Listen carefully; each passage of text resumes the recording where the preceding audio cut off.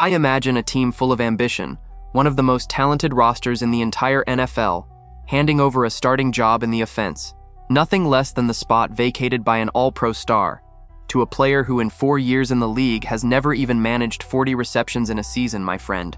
On paper, this seems to make no sense whatsoever. It almost looks like negligence from the front office. But when you discover the hidden reason behind this decision, the story changes completely.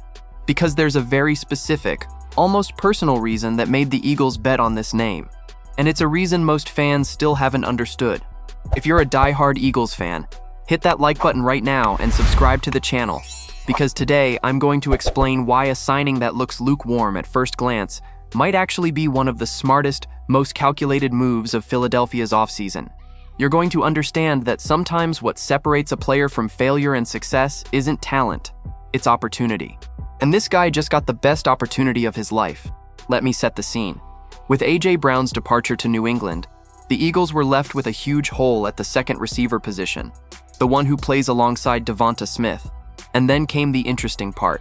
It was the new offensive coordinator, Sean Mannion, along with first-year run game coordinator Ryan Mahaffey, who personally went to convince the front office boss Howie Roseman to go after a player they trusted with their eyes closed. The Eagles then handed over 2 day 3 draft picks to close the deal. And the name of this receiver, who arrives full of expectation and doubt at the same time, is Dontayvion Wicks. Now, I need to be honest with you about his numbers, because they're scary at first sight. Wicks was a 5th-round pick in the 2023 draft, and in his entire career with the Green Bay Packers, he never reached 40 receptions or 600 receiving yards in a single season. Let that sink in for a second. We're talking about the replacement for one of the best receivers in the league, a guy who was coming off seasons of more than 1,000 yards in Philadelphia. So the question any fan would ask is obvious. Why on earth would the Eagles bet on this player?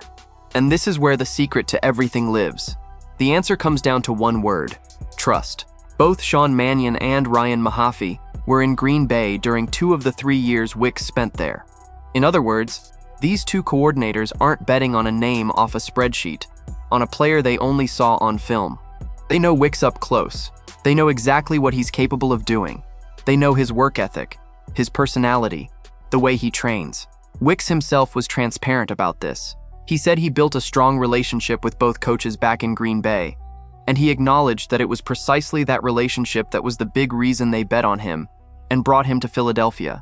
In football, that kind of bond is worth its weight in gold. A coach who believes in you and designs the offense around your strengths can pull a completely different player out of the one who was hidden on the bench. And that's exactly the central point of the story. Because when you look closely at Wicks's time in Green Bay, you realize the problem was never talent. It was the line ahead of him. He spent his time stuck behind a whole crowd of receivers, guys like Christian Watson, Jaden Reed, and Romeo Doubs. Even so, even squeezed into that crowd, he led the Packers in targets in his second season, with 76 balls thrown his way. And last year, even with the emergence of rookie Matthew Golden, he was still the 3rd most targeted player on the team, with 46 targets, having started as a starter in only 18 games in his entire career. Translating that, whenever they trusted him with the ball, he showed up. What was missing was never ability. It was space. It was someone to open the door. And the numbers from the start of his career reinforce this idea of suppressed talent. In his rookie year, in 2023, Wicks delivered 39 receptions for 581 yards and 4 touchdowns. And the most impressive part, he did it on just 58 targets the entire year. In other words, extremely high efficiency, cashing in on almost everything that came his way, so much so that he finished as one of the most efficient rookies in the league in yards per catch. Adding up his whole run in Green Bay, that's 108 receptions, 1,328 yards, and 11 touchdowns over 3 seasons. It's not the production of a star starter, but it's also far from just any player. And it's worth remembering, by the way, that the Eagles paid a bargain price for him. The 2 picks used in the trade were a 2026 5th-rounder and a 2027 6th-rounder. Extremely low draft capital risk for a bet with enormous upside potential. And now, in Philadelphia, that door not only opened, but the scenario around him is practically a dream. Think about who's in the Eagles' offense. Devonta Smith drawing the coverage as the #1 receiver. Tight end Dallas Goedert in the middle of the field. The rookie Mekhi Lemon, a first-round pick, also drawing attention. And of course, Saquon Barkley, the running back who was voted the best offensive player in the NFL in 2024, forcing defenses to put people in the box all the time. With all that firepower around him, Wicks is going to find much more favorable matchups. He's going to face backup cornerbacks, find holes in coverage, play against the opponent's third or fourth best defensive option, and not the starters. It's the perfect environment for an underused player to finally show what he's got. And there's a human side to this story that's impossible to ignore. Wicks, who's a Louisiana native, called himself blessed to be in this position. He said the Eagles' move showed the value and love the franchise has for him, and that he wants to step onto the field to prove what he's worth. And look at the delicious irony of fate.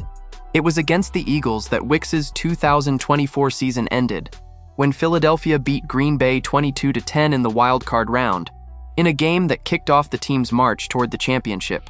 The guy who was on the other side, watching the Eagles advance, now wears the same jersey. It's no wonder he signed a contract extension without hesitation, one that keeps him in Philadelphia through at least 2027. He knows the size of the opportunity he has in his hands. Now, to be fair and transparent, because this part is essential, there's a real risk in this bet, and it would be dishonest to sweep it under the rug. Trust and relationships are great, but they don't put the ball in the end zone on Sunday. The concrete, undeniable fact is that Wicks has never produced heavy-hitting starter numbers in the NFL. Replacing an All-Pro who delivered more than 1,000 yards per season with a player who never topped 600 is a gigantic leap in expectations. If he doesn't come through, the Eagles' passing attack, which already lost its biggest coverage magnet, could become dangerously too dependent on Devonta Smith. It's a bet on potential, not on track record. And in football, potential doesn't always become reality. And there's a specific warning sign that can't be swept under the rug. In the 2024 season, Wicks had a serious problem with his hands. He dropped 9 passes, the third highest number of dropped balls in the entire league that year, and the most among all players with fewer than 100 targets. This happened even with him leading the team in target rate per route run, which means the opportunity was there, and he sometimes didn't take advantage of it. If that kind of lapse in concentration reappears in Philadelphia, in an offense that needs reliability, it could cost dearly. At the end of the day, Wicks isn't a burner. He has a more physical, possession-oriented profile, the type who beats the defender with positioning and strength. In a timing-based scheme like Mannion's, that profile could fit very well, as long as the hands cooperate. But it's precisely this kind of calculated bet that separates mediocre front offices from smart ones. Howie Roseman isn't known for taking shots in the dark. When the very coaches who are going to run the offense knock on his door and say, "Trust me, this is the right guy for this system," that carries enormous weight. It's not a guess. It's a decision based on deep knowledge, on a direct relationship, on people who saw the player up close every single day. And if it works out, the Eagles will have found a productive second receiver for a fraction of the cost a big-name star would demand. It's that kind of efficiency that builds championship rosters. So I want to know your opinion. Do you trust the Eagles' bet on Dontavion Wicks, believing it was just a matter of opportunity and the right system for him to take off? Or do you think it's too risky to hand the second receiver job, left behind by an All-Pro, to a player who never topped 40 receptions in his career? And going further, how many yards do you bet Wicks puts up in his first season in a Philadelphia jersey? Leave it in the comments. I really want to read what you think. Don't forget to hit that like button and subscribe to the channel. I'll be back later to update you with the latest Eagles news.